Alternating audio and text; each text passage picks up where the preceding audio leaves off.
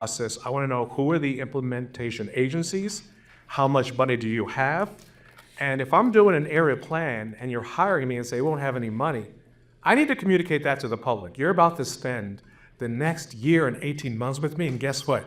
We have no money to implement. This is going to be an exercise on a vision without any money. If that's your approach, good, but I want to be able to communicate that to the public so we can manage the expectations throughout the process. So I want to share with you, we had our comprehensive plan adopted in 2009. I was deputy plan director in DC.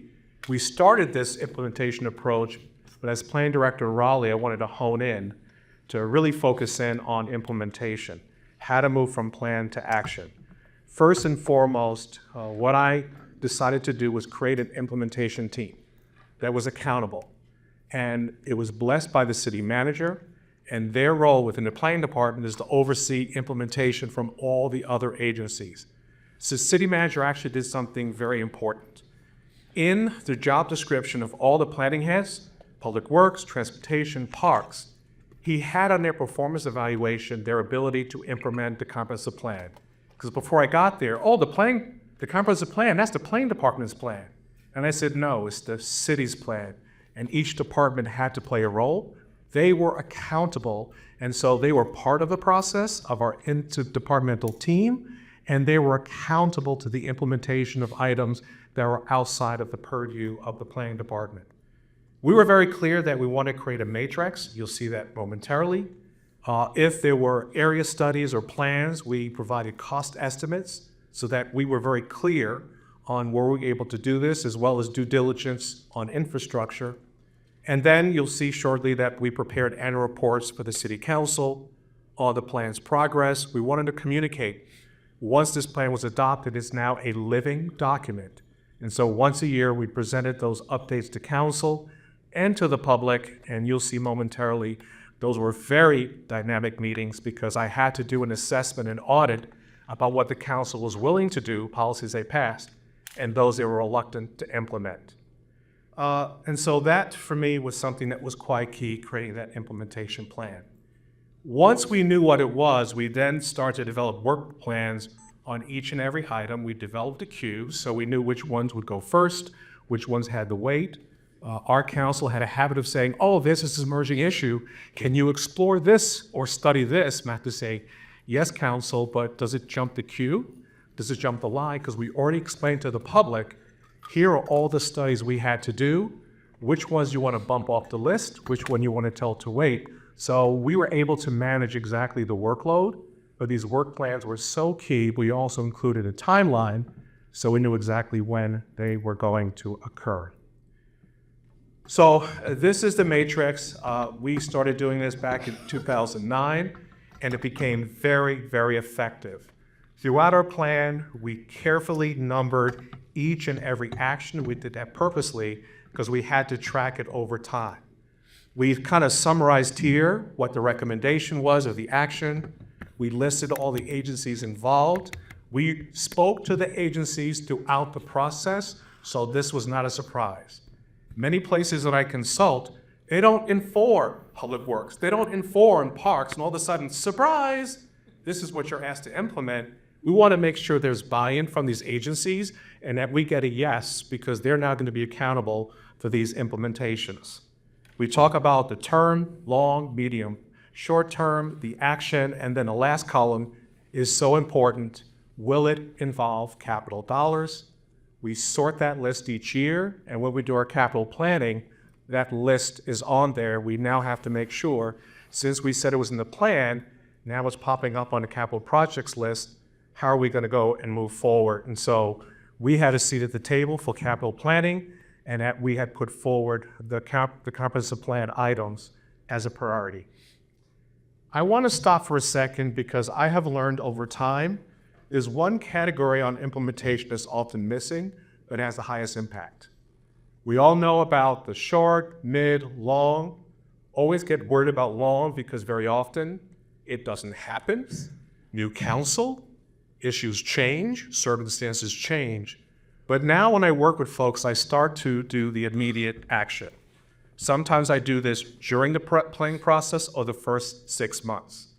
As I told you, very often we do a plan and then we'll tell the public, yeah, medium, short, long range, and we don't know if it's going to happen, but we do these immediate quick wins right now so they see an impact of their involvement. Because when you do outreach, this is a contractual relationship. I'm asking you for input. What do they get back in return?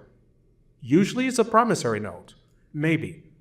And so I wanted to make sure that there are things we can implement straight away to show this is a down payment of goodwill. There were some cases, I did a plan in Denton, Texas, an underserved community.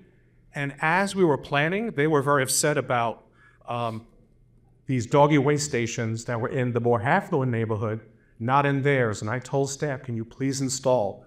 People came to public meetings and says, you listened? I actually said something, you implemented it. It was extremely powerful that things got done. So I focus on the immediate action. Any plan, I'll tell them, this is how you build trust. This is how you build a track record, because we don't know if you have money for the short, the medium, and long term. So to me, that is critically important, focusing on the quick wins. So as I stated, we put together these annual reports. We talked about emerging issues. Always want to make sure that we were on top of everything for our council.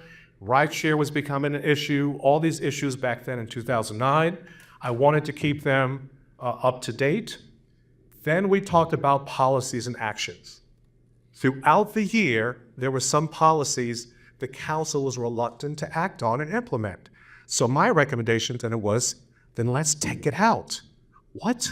Well, let's take it out. If you leave it in, you're giving the public a false expectation that they're going to do something and you have no desire to implement it, or a policy you don't want to act on. And so there was this big debate. Should we leave it in or take it out?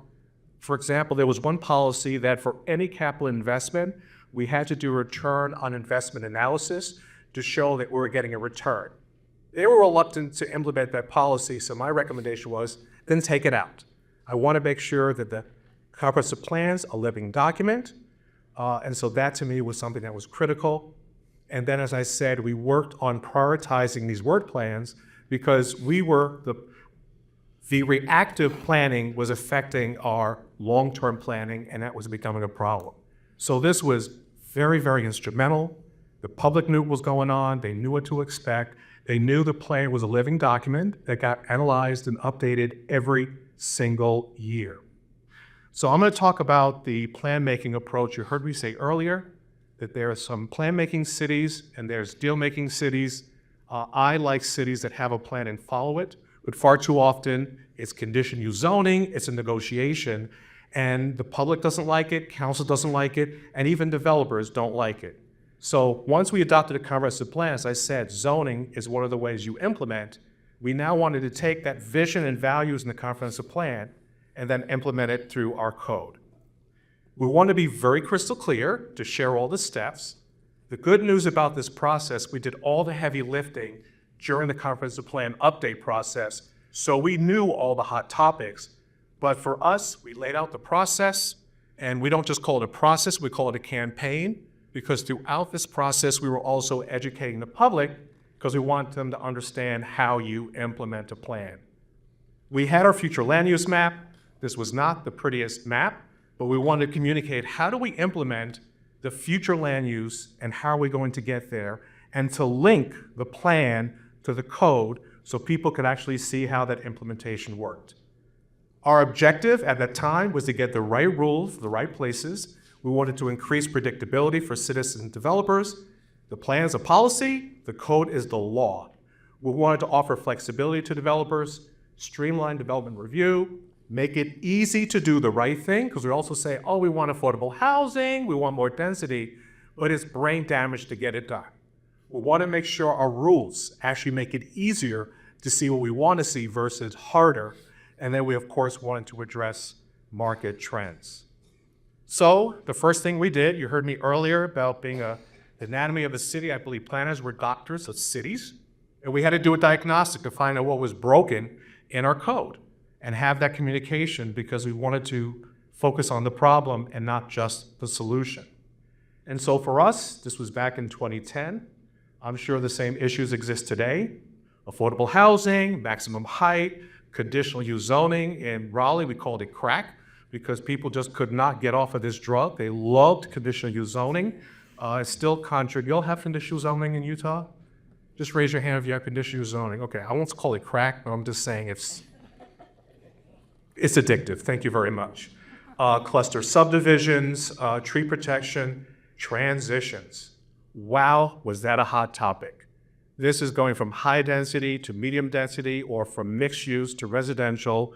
We actually hired a consultant out of Colorado to come up with this unique transition that would either go from height or use, and you'll see in a second how we implemented that in the code. So we knew that this code would have to be one of the major implementation elements of our comprehensive plan. That's policy, but now we wanted to codify it with the rules. So I heard the mayor talking. We did something unique with our hybrid form-based code. We came up with building types, but we did something very unique. Because we wanted to customize it from what we heard throughout the planning process, we actually had a frontage requirement, then it was the district, then it was the height. So for example, this is parkway frontage, residential mixed use, 5-story height. And it was a very easy way for the developer to understand what were the rules. We wanted to make sure we had different frontage types so you know what they look like. Oh, did I not include those? There they are. So here are the frontage types. We gave them different options. You can go with parkway, which basically has a green buffer. You can go with the detached, which is now no parking in the front. And so you have to choose one of these options because this is now the rule, not the policy, but the rule. And developers find this highly, highly effective.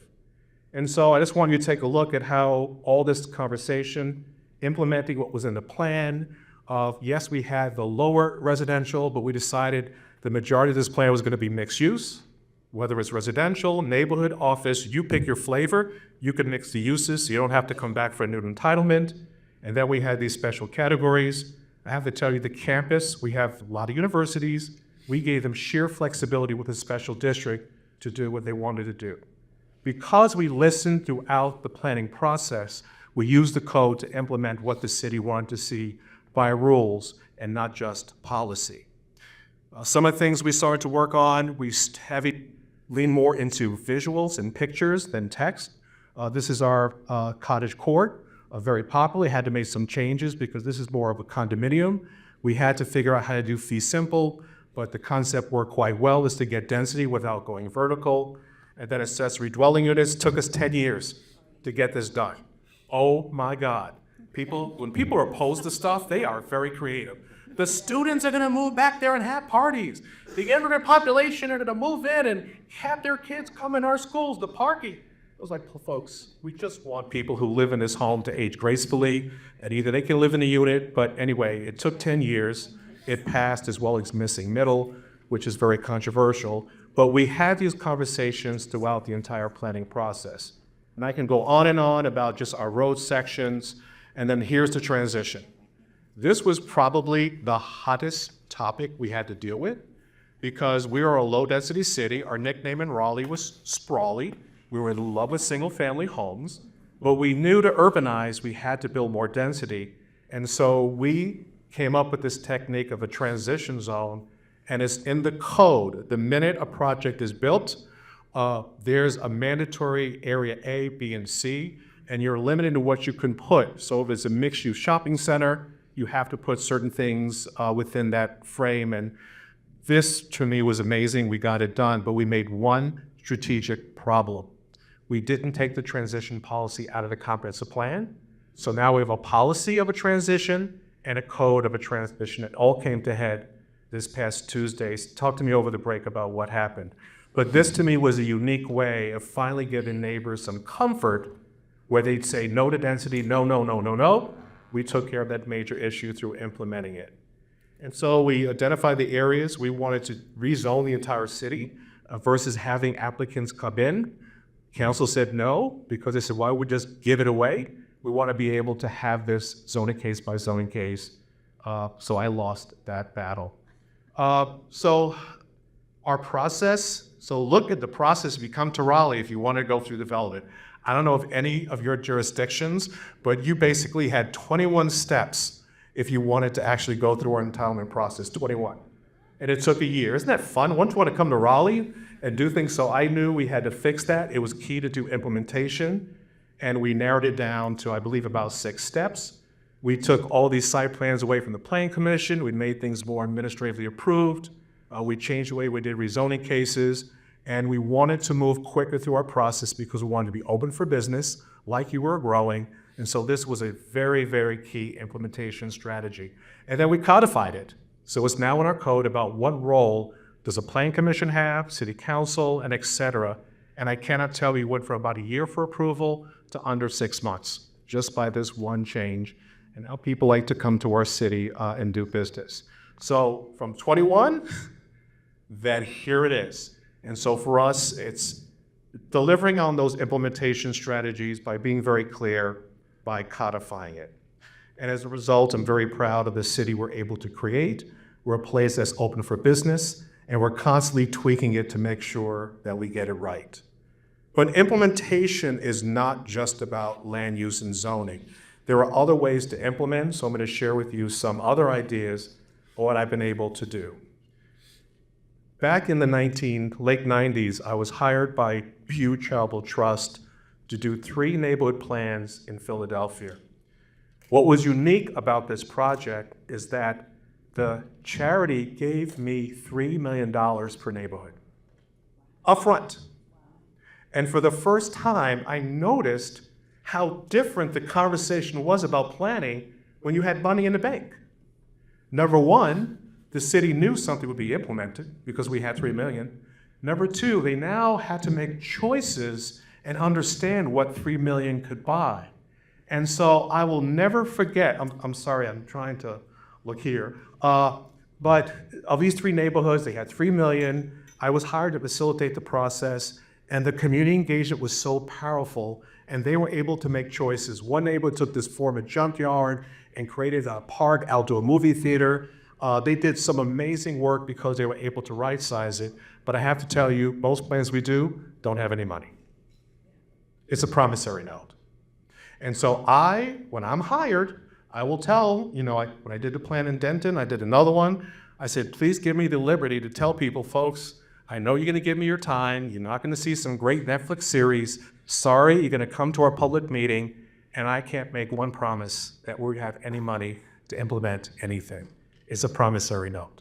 And so to me, I wanna make sure that if that's the approach you take, please look at your immediate actions, please look at some quick wins, please provide some deposit of goodwill to show them that I thank you for your time, of giving up your Saturdays and your open houses and your evenings and bringing your kids.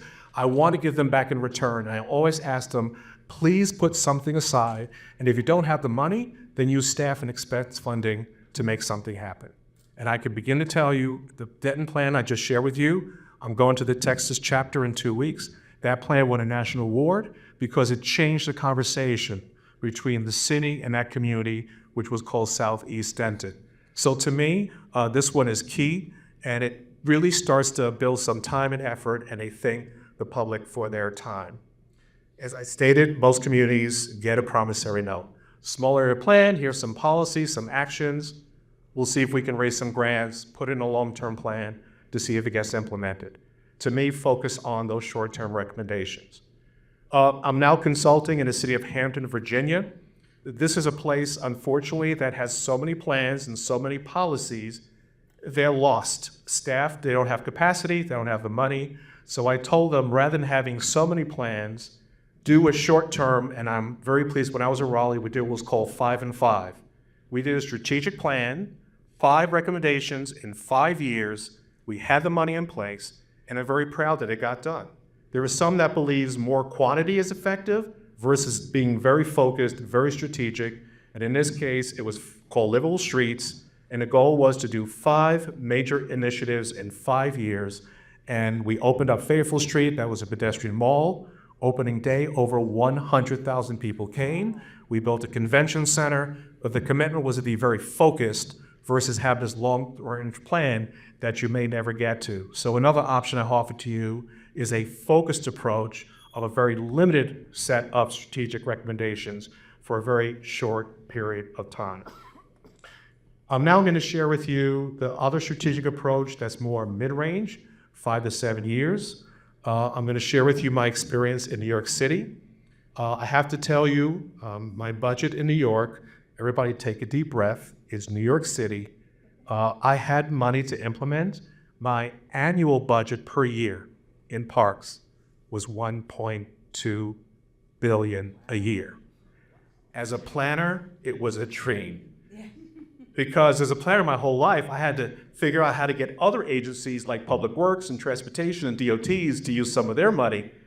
New York, they were serious about their parks. $1.2 billion a year to invest in parks. So it was the first time I was in control of that much money, but you had to be strategic and do it right. So I'll share with you, here's a list of some of the things I was able to do. And in the end of the day, there I am. I told you, fun, joy, and happiness. That was our Christmas card when I was Parks Commissioner. But I was able to complete 850 projects in 7.5 years. Completed, not planning, completed. And that was by being very focused. For the first time as a planner, I had a budget, and I wanted to be very smart and strategic to maximize as many projects as possible. And you can see some of the roles that you heard me say this morning that was still there. The first thing I had to do to get the team on board, and this is so important if you want to be very focused and strategic, is I had to rebuild the mission and the vision and the strategic priorities. I have to tell you how much discipline it took for these strategic priorities because we all work for mayors. And every time I would hear a new initiative, and I would say, Mayor, please, I've got to stay focused on these 5. Can you please wait for another commissioner? We've got to get this done in the 5 to 7 years, and I can only do it if I stay focused. The bottom line is, all those initiatives you're going to see in a second, they all got done within 5 to 7 years. But you have to speak to your elected officials to tell them, please don't start. Yes, there are always emerging issues, things happen, but if you want to be successful, you have to be focused and strategic because staff needs to understand where are we going. It's so frustrating for staff when you have a direction and then you're constantly pivoting. And I tell people, directors direct, managers manage. As a director, we're going to Utah. That's our destination. We're going to Utah. And then someone says, well, can we have a detour? Can we go check out Nevada? Can we go over here? And staff is like, which way do we go? I want to make sure if that's where we're going, we're all rowing in the same direction, and I want to make sure staff understood as well. So here are some of our priorities. Community Parks Initiative, I'll share some of these. Innovation technology, caring for parks, that was a big one. As commissioner, I knew we maintain parks, but I had to communicate caring was something very different. I have a 27-year-old daughter. When I raised her, I didn't maintain her. I cared for her. And so to me, there's this sheer focus between maintenance as a checklist, caring is something extremely very different. And then planning and placemaking.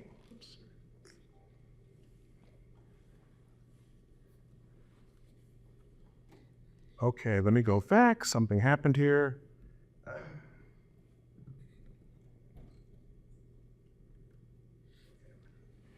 Excuse me 1 second. I don't have a clicker. One more. Okay. So some of the initiatives we're able to implement was this Equitable Parks Initiative. Staff was on board. Mayor gave me a great deal of money. We had to also come up with a capital tracker. We wanted to be accountable. This was listed every single project that we were undertaking and proposed. Rather than calling our department, the first few months, 70,000 hits to our website to actually explain to the public what's being implemented. It was done in real time. You can click on it and tell you where it is, whether it's in planning, design, construction. And this really gave the public a lot of predictability about what was coming. And you can see the timeline, and it's updated daily. So this was our way of being accountable, that we take implementation very, very seriously. The water programs we talked about was the Community Parks Initiative. Sadly, New York did a very poor job of investing in our public spaces and underserved communities. Some parks hadn't been invested in over 2 decades, so we decided to basically recreate 67 parks. We knew that would take 3 to 4 years, so we did what I mentioned earlier, some quick wins. We did some quick innovations as a down payment for good things to come. We did sports courts, we painted play equipment, we planted flowers, and the community was like, "What are you doing here? I thought you said there's a plan coming 3 to 4 years later." There is. We wanted to do a short-term intervention. To me, that's such an important key of implementation. Sometimes it's good just to give something in the short term versus waiting 3, 4, 5 years for the big initiative. So to show you the impact, here's one of these great parks that had been neglected in over 20 years. Wouldn't you want to go visit there tomorrow? That's in New York City, Robert Moses Playground. That's a playground, and that's when I grew up in. It's not even a blade of grass. And so I had to come in to figure out how we're going to implement this very quickly. And so we did some activation in the short term, but just to show you, we had a public meeting, very moving. I could give you all these stories about what happened. Well, let me tell you the story, which was amazing. This, for the first time, brought the Asian community and these young high school students who were Black from this nearby charter school. At the meeting, you'll see the young man right here. He got up after going through the table exercise and started to share, and then I noticed everyone in the Asian community started to tense up. This is, oh my goodness, it's gonna be basketball, it's gonna be this. And when that young man stood up, the first thing he said was, "It's important for this new design to include an area for Tai Chi. Because as we go to school every morning, we're watching to see what happens." And for the first time, you saw a community that really didn't speak to one another start to bond. The bottom line is, this is a rendering for that horrible asphalt space. Once again, I had the money to do it. We had our community engagement. You'll see in a second the area for Tai Chi, and that's what the design looked like. It is now changing lives. Crime went down. Community is coming together, and we did the implementation right. And then there's the area for Tai Chi. We kept our word, and to see this connection, to know that these young people gave them a whole different attitude, a connection, just by being very detailed and focused on implementation. Another one I'm very proud of is called Parks Without Borders. This was a tough implementation one. On this one, my goal was to really, this was a pilot program because it was somewhat controversial, but the goal was to take down fences and gates and barriers in New York City. People went berserk, but we met with all the community. What do you mean you're gonna take down a fence? It's gonna make the parks less safe. Is somebody gonna mug the swing or the slide? I didn't see that happen. And for some reason, we had this false sense of security, and so our focus was, we had public meetings, we knew we had to take these fences down. They were barriers, and it basically made kids feel like they were just in prison just to have some fun. So to make a long story short, I'm gonna go some of the examples of what this looked like. Our goal was to take all the public grounds, streets, sidewalks, parks, and blend it all together. A very, very important strategic initiative we had to implement. We took the playground, Travers Park, we took a street, and then we took the footprint and merged them all together. Just want to show you, here it is, another wonderful Robert Moses Playground, high fence, asphalt. The dog is not even sniffing grass. This is what we basically live with in New York City. And I want you to note the tree wells of where they're located. The goal was to create the sidewalk as the outer part. That was one of our implementation strategies. And so here's the rendering of what we wanted to do. Reimagining the public space, focused on our implementation of making parks more accessible. You now see where the tree wells are. Now they're a major feature versus just being these trees in Belgian block. And we wanted to make sure that our public spaces are outdoor living rooms where people can connect. Just reimagining and delivering on inclusiveness and access and really providing a better amenity to our New Yorkers. This is that street that connected the schoolyard and the park, and this is how it was envisioned for farmers markets, for other events, and I'm so proud to say we got it done. The park is closed, but yet people can still enjoy the outdoor spaces. And as you can see, people of all different ages are conversing. Our goal is to make these implementation strategies real. Not just have a report and have a celebration. Look, we had our plan adopted. That's when the work begins. All this was conceived, and we were determined to implement on these ideas because we wanted to make our cities, our parks, and our places much better for people. I'm going to talk very quickly. Later on today, I'm doing an urban design session. We actually started doing more work on expense funding, which does not require capital budget. This was something called Cool Pools. I have an urban design session later. I saw this project in Philadelphia called Swim Philly. We wanted to recreate our pools, and we called it Cool Pools. We wanted people to be cool, but also to be cool. So we branded it Cool Pools. You'll see more about this later at the urban design session. But my goal, once again, was to implement better access, connecting the community. These are all located next to public housing. These were back in the 1970s, and it was disgusting. People did not use these pool decks, and you can see the condition. I'm only going to show one slide, so you see others later. Looking at expense funding, this costs about $150,000 per pool. Challenged our staff. They were down with the strategic vision and the implementation strategies. They came up with this new paint palette. Our team came up to paint the entire deck, and it went from this to this. People were stunned. And when I often give a presentation, well, you're in New York City, you had $1 billion. Oh, don't use that as an excuse. There are ways you can be innovative if you're committed to execute on your implementation strategies, be innovative and figure it out. This was all done with gifts from Westell. We had Benjamin Moore. We had our staff volunteer their graphic design team. We had our maintenance staff do all this work. And we got it done. You'll hear later, we completed 17 of these pools, and now people are calling this the resort. They were stunned. It was like this their entire life. Where did you come from? But I was focused on implementing that strategic vision, and that's the payback and joy you're gonna get from your residents if you do it right. Another project of expense funding, I told you I'm a runner. This is near my house in Brooklyn, and I'm looking at like, why are we caging in this beautiful garden?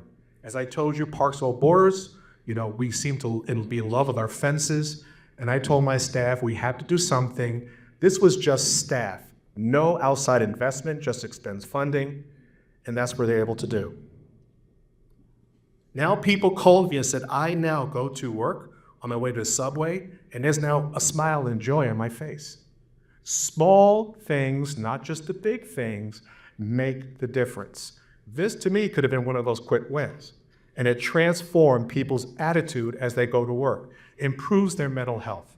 Just on the way to work, and all we did was cut down the fence, make it the garden it should be, and take it away from being hidden behind that place. Transformative. So I'm gonna give you an exercise, and I want you to raise your hands. Just gave this workshop in Hampton, and I'm gonna give you some of the top reasons, and I asked the city of Hampton to give me their top 5. I'm gonna read these off, and I want you to raise your hand if this is something that happens in your jurisdiction. Don't be embarrassed, because we're all in this together. Number 1, react. These are some of the challenges to implementation. Reactive concerns compete with proactive planning. Okay, about a third. Recommendations are not vetted through a reality-based test. A few. Timelines are not realistic. Community investments are not supported by local members of the city. In other words, you want to make a great investment and your well-connected folks, no, I don't want that investment, not here. Okay, so we got quite a few on that one. You're trying to implement too much. There is a lack of staff, funding, and resources to implement the projects. Okay, well, the bottom line for Hampton was like, why are you doing this? It was interesting, once we gave the top 5, now they're hiring me to figure out how to get it right. The criteria for selecting capital projects does not include projects listed in your master plan, comp plan, or small area plans. Okay, Next one. Seriously? Okay. You didn't see that. I pay my bills. All right. You overpromise due to community expectations. Oh, you're good. Okay. Due diligence is not done up front to ensure there is sufficient infrastructure in place to support new projects and big ideas. This was a problem I know a lot of places have. Let's have this mixed-use development. Developer comes in, oops, we don't have water or sewer capacity. So now they have to wait another 5 years. It's like, why did you put that on your list if you can't execute it? I'll just skip this one.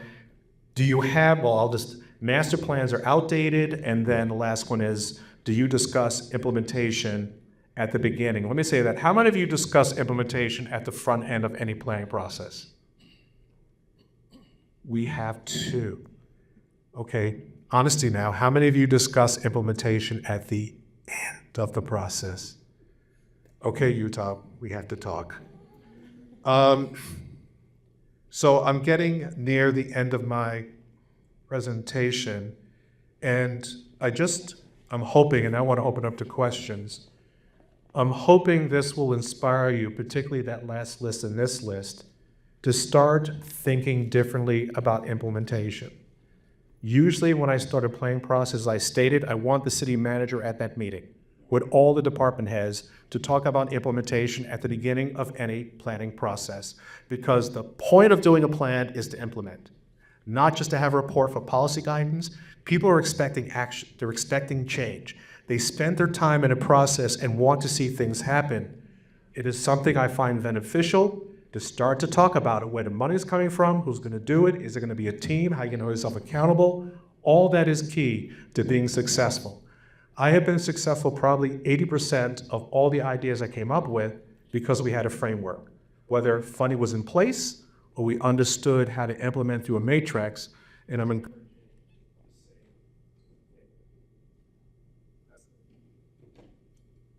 testing, okay. So let's just go through this list and I'll open it up for questions. Discuss, this is what I call reality-based planning checklist. Discuss implementation at the beginning of the process. Identify the lead agency and supporting partners. Engage the implementers throughout the process, particularly department heads. You want to ensure buy-in.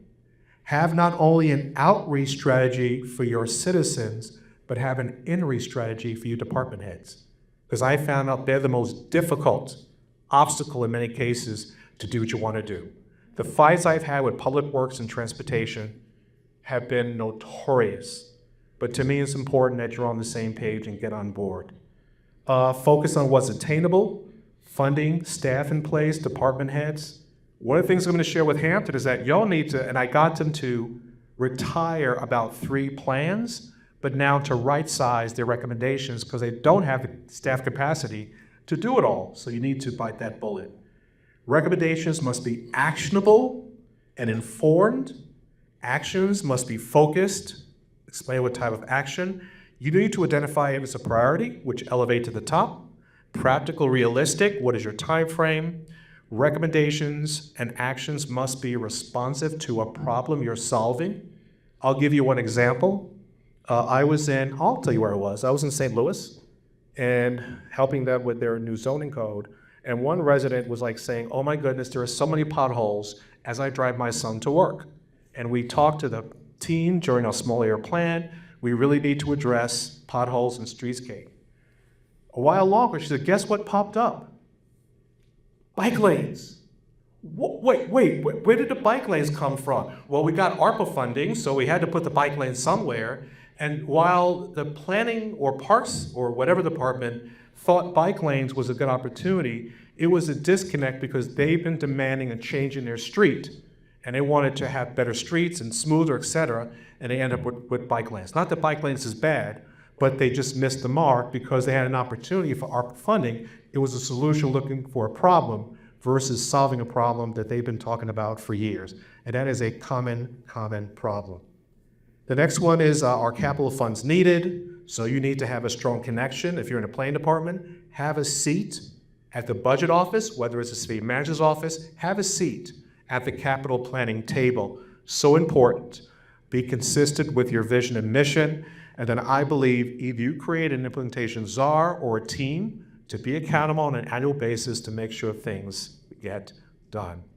So with that concludes my presentation. I do have a mic, and I see Karen Wolf is here, who is the immediate past FAICP president. Just raise your hand. We'll be doing a joint session later on ethics. Do I have any questions? And I'm hoping this microphone works. Well, thank you all very much. I'm watching the time. I think we have about 10 minutes for questions. Any questions or comments? And if there are none, I'm okay with that as well. Comments, questions? Yes.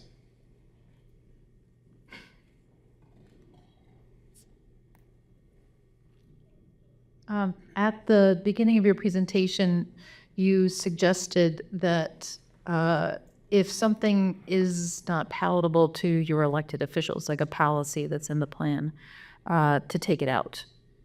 Earlier, when you spoke at the keynote, you also said to reflect what yes and no means. So having a conversation with those elected officials about taking that policy out. Asking them, do you ask them that publicly? Do they have to go on the record and say, I want to take this policy out and here's why I'm saying no to it? And then second part of the question is, how then do you amend your plan and what does that process look like? Okay. Two-part question. Do I ask that publicly? And the answer was, it's yes. And I have to tell you, the press had a field day. Who does he think he is? Boxing in his counsel. My whole point was that we went through this long process, and there were certain policies, after adopting it, they were reluctant to adhere to. So rather than having an in there with the false expectation that the public says, here's a policy, here's your policy guidance, and I don't want to follow it, then I had to have a conversation, should it stay or should it go? Now for them, it's a reflection point. I see your point. We need to reconsider when this policy comes up again, or you know something, now that we've seen it in practice, it's not working out like we thought, but that is a public conversation. And yes, they do go on the record.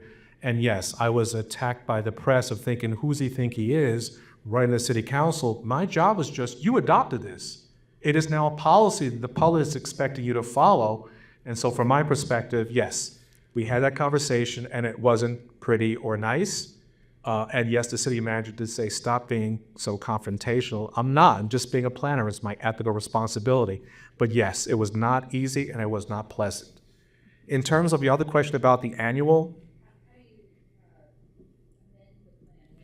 so the comprehensive plan is updated every 10 years, also adopted in 2009. We do a full public process every 10 years, and then we do a whole new plan. We update, it was adopted in 2009, did an update in 2019, and now we're embarking on our next comprehensive plan in 2050. So we have a 2030 plan, now we're doing a 2050. What we did was an annual update to let the public and development community know that this is a living document that requires updates and tweaks every year, so the plan does not remain static. It remains dynamic. If there are emerging trends, aging population, gentrification, we're able to make tweaks in the plan so it doesn't become stale and static, which is why I brought up the issue about policies where there was a reluctance to implement. We had to talk about it. Yes. That was a great question, two-part question, very well done. One of your quick wins that you put up on the screen was improve the morale of your staff and the Parks Department. What did you do to do that? Okay, that's a whole session unto itself, but if you heard the question, for me, I could only be great if my staff knows that I care for them. I led with what was called, it was on the slide, a culture of care. I made sure staff was my top priority. When I came in, we did an employee survey. We did another one 4 years later. And from them, I found out why morale was so low. And I was laser focused on fixing it. My number one job for myself and everyone else is what can I do for you to be successful? What do you need from me? And so I improved salaries. I gave them the equipment. I looked at changing hours. I did whatever I could because I knew if they were successful, I was successful. So for me, they played a role in this vision. It wasn't just me. We stated it. Our commissioners met with focus groups. We got some feedback, and so it was right size to make sure they were part of this mission. I don't believe in mission statements. I believe in a mission.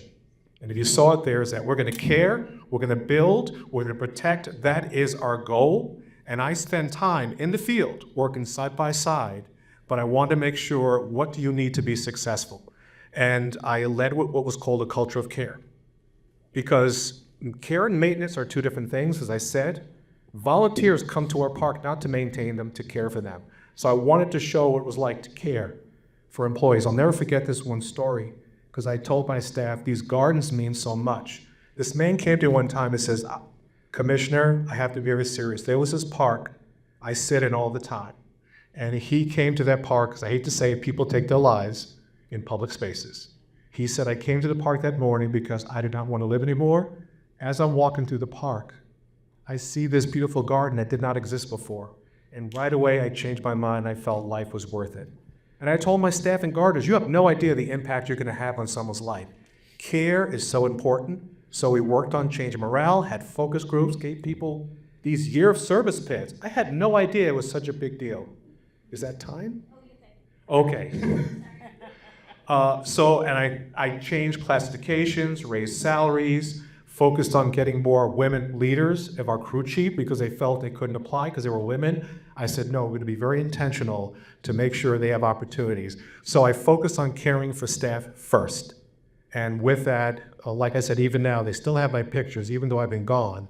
And they say, you are a forever commissioner because of the impact that we've had there. And I say that to everyone. Put your staff first. Now they went back to do what you're told, do what you're told, do what you're told. And morale is not strong. And I elevated them. We had Employee of the Month ceremonies. I used to go to all of our ribbon cuttings in advance, find out who was involved, and call them out. I didn't want the credit, they did it. And so to me, it was just creating a community of care, a culture of care that made all the difference. And in fact, when I left, they said the number one thing we'll remember for you is you cared. And to me, that is just a critical testament. If you don't believe me, look at my LinkedIn page. There's all these. Thank you. Thank you. You had a question. Thank you. My question was quite closely related to that, but maybe there's something more you'd like to say. So when you think of implementation, I'm curious to know what your leadership philosophy is. How do you bring out the best in those who work for you to get things done? I encourage people to bring their ideas. And if it is not a great idea, that's okay. Far too often, staff wants to help and they feel intimidated and smacked down because their idea wasn't accepted or they're humiliated. But for me, I wanted to make sure staff played a role in the evolution of our department. We accepted ideas, for example, that hug a tree, you saw earlier today, that came from staff. I created this group, or at least message, that bring me your ideas. You're on the front line, you're on the ground. We have all these weird animals in our parks from the era of Henry Stern, crazy commissioner, but and there were all these animals, concrete animals, giraffes, elephants, whatever, hippos. And when we redid the park, the contractors were removing them because once we gave them control of the park, they owned it. One of my staff got very creative. Kids loved these animals, and then the new park, they were gone. They decided to come up with an idea, because again, I gave them the freedom of creating a park, which is now in Queens, of retired animals. All of them were taken to this park. We didn't want them to retire in Florida, so we had a park in Queens. That is the power, that the sign, if you want to hug me, we did other signs. This is a great place to propose to someone. When you give staff the freedom to be creative and innovative and not smack their hand for a bad idea, you'll see that there's so much pent up demand and desire, and they feel that my voice matters, my idea matter, and that I matter. To me, that was a way of bringing it full circle. And if you go to New York, the entire landscape is filled with staff where I said, step up, do something different, and I acknowledge and give them credit for that. So it's really showing that your staff are really the backbone, and we communicated that, and I told them every single day to my commissioners, assistants, and deputies, you find someone to say thank you every day. Every day. Thank you, thank you, thank you for the work that you're doing. And that's something I strongly believe in. We have time for one more question. Yes.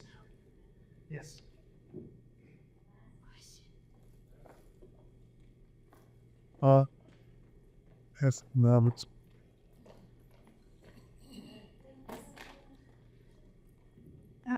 In a director position, how do you get buy-in for this approach from the top?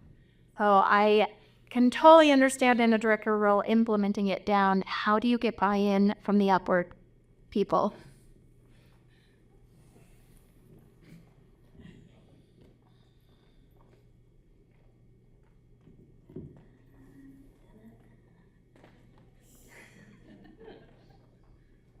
All right.